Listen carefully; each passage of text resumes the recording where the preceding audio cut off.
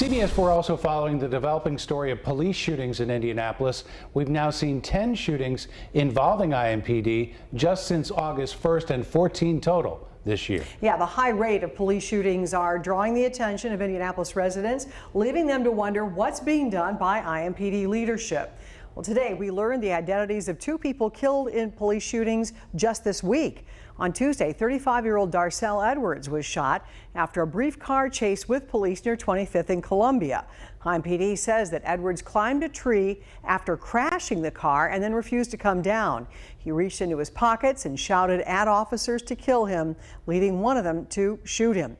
We learned today that Edwards died from his injuries. Now, the second police shooting happened just last night on Shadeland Avenue.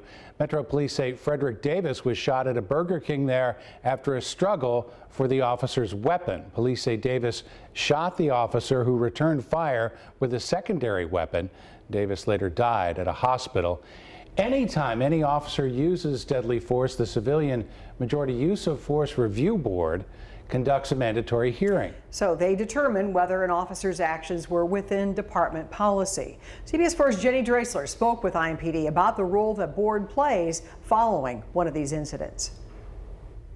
Shots fired! Shots fired! So far in 2023, there have been 14 IMPD officer-involved shootings, 10 of those coming in the last 3 months. Every single one is sent to IMPD's Civilian Majority Use of Force Review Board in order to determine if the officer involved was in line with IMPD's 12-page use of force policy. The hearings that they participate in can be quite lengthy. They're very, very detailed. IMPD Deputy Chief Catherine Cummings says the board is made up of 9 members. 4 of those are from IMPD's ranks. Only one, the chairperson, IMPD Captain Brady Ball, is permanent. One is recommended by the FOP. The other 2 can be rotated in and out depending on the case. The other 5 members are Indianapolis citizens. Of the 5, 2 are appointed by the Chief of Police, 3 are appointed by the City County Council. For safety reasons, IMPD did not reveal the names of the other members. Cummings says the board hearings are extensive, often lasting all day. Similar to a court hearing, the board has access to all evidence, including body cam video, witnesses, experts, and officers involved during the incident. We provide the materials to the members of the board prior to the hearing so that they can review those materials. Essentially, they have homework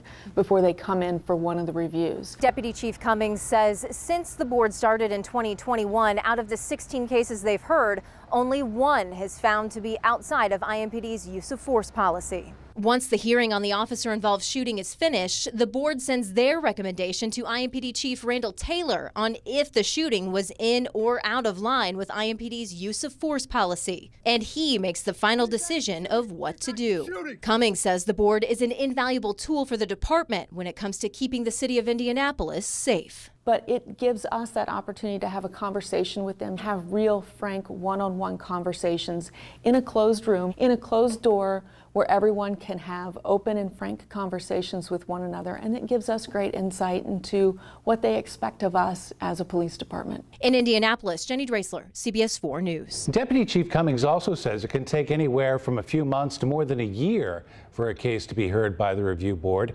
During that time, IMPD officers involved are placed on paid administrative leave for 30 days, then moved to paid administrative duty while the case plays out.